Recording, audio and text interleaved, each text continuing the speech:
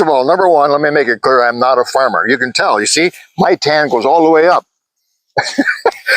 But I do have with me a real farmer. This is Shawn, and Shawn's dad is a farmer. Shawn's grandfather was a farmer. I don't know how far back it goes. Anyway, Shawn's going to teach us a little bit about hay, because they use a lot. How many bales of hay do you think you have now? Probably have 4,000 on hand. I figured, yeah, I knew it was in the thousands because I have the overhead drone. Yeah, I'm going to show it to you. It's it's crazy. And I'm also out here because I'm here to show you a neat device. If you don't have one, I think a lot of farmers know about this anyway.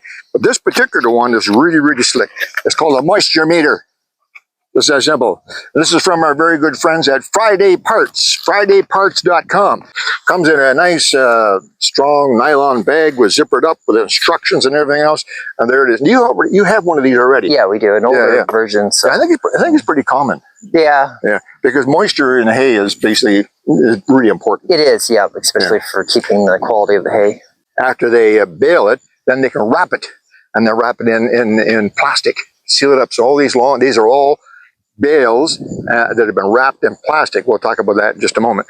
This is the simplest thing in the world. I get a close-up picture of this for Kevin to put on, but you see where it says power, you press power, and it comes on. So now all you do, I think you've used these anyway, Shawn. Yep. Let me just see if I'm doing this right.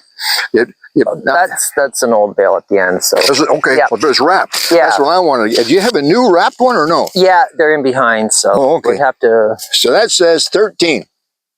13, that's percentage. Yeah. Mm-hmm. So now is that a percentage of the total weight of the bale? Or? It's a percentage of the moisture in the bale. So ideally you want it between 12 and 18% for dry hay. 14 is kind of where we aim for. And that's good. That was just over 13. Yeah. So that's really good. It's okay. So that's the way that, now just quickly tell me, why you wrap these in plastic? The reason we wrap it is we can get higher moisture content in these bales. And so these bales in the plastic are probably anywhere between 18 to 25%, maybe a little higher, depending on how well our balers can handle the wet hay. The plastic will hold the kind of creates an airtight seal. Right. Keep some moisture in. Is that important? Keep the moisture in? And then the hay ferments. I thought you wanted it to dry down. No, in this hay you want it to ferment, and it creates a really good quality feed. So that's why your cows are always so happy, because they're basically drunk. Pretty much. These rows here were on the drier end. They're probably about 20%. This is an end bale. Yeah, this is an end bale. If I went in there and stuck it in, it'd probably be higher. It would be a lot higher. But I know they'll be high in content. 70. And these were pretty wet when we baled them up. Well, it sure works then. Yeah, it works really good. Well, obviously you keep them in the plastic. Yep. I've seen you wrapping these too. Mm-hmm. And you don't put a wrap of plastic. It goes over and over and over and over. Yeah. Like the hay is probably under 3 or 4 layers. Yep. Yeah, that's idea because the sun will break this down a little bit. So you want the extra wraps to keep it from breaking down and keeping that seal good. Yeah. Okay. Let's go and take a look at an old bale. Okay. This over here is hay that you baled a year ago. Yeah. Now we're going to try this one to see. Okay, we're at 0. Slide the moisture meter in. 8. Yeah. 8%. So this is quite dry. Yeah. Yeah. But cattle, you've told me, are not quite so fussy. They eat anything. That's true. Some of them are fussy, but they'll generally eat anything. So. I guess if there's nothing else there. That's true.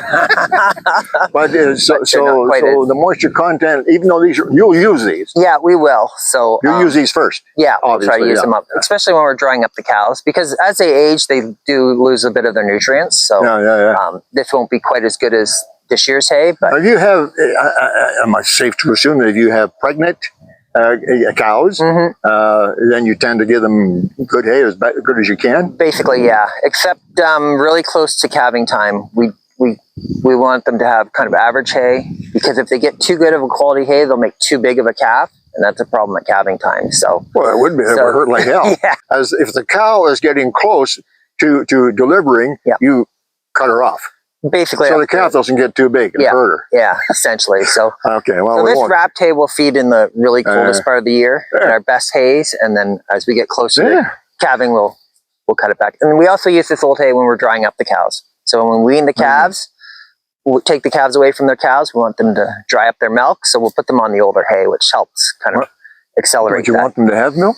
Well, not when we wean the calves, because then their udders get full and nobody's sucking it. So there's so the calves don't use the mother's milk, not much. when we wean them at weaning time. So when we're taking them away from their mothers, and it dries them up. And then it dries them up a little better. Neat. So see?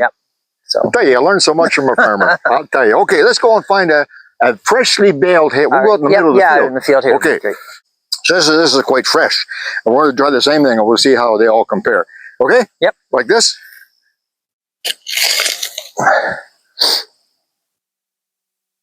15. Okay. Is that what is that roughly what you'd expect? Basically, yeah. And a lot of this hay was drying pretty quick because of the drought in our area this year. Yeah, so that's right. we were kind of cutting it and then baling it almost the next day. It was so dry. So yeah, that's right. We've had a heck of a drought. We had over a month with not a speck of rain. Yeah. I've seen your dad go out after he cuts and is in windrows, and he'll come out in the middle of the afternoon and you reach down and pick up a bunch of hay and flip it and feel it. So your dad basically has a built-in moisture meter. Basically, yeah. and then he can figure out if it's time to rake it. Or Yeah. Just kind of by the feel of it. The hay moisture meter sure works really good. It sure does. Thanks, bud. No problem, Alex. Well, you better get busy. I do. So it's time for me to say goodbye. Hey, moisture meter from fridayparts.com. Thank you very much, Shawn. Bye.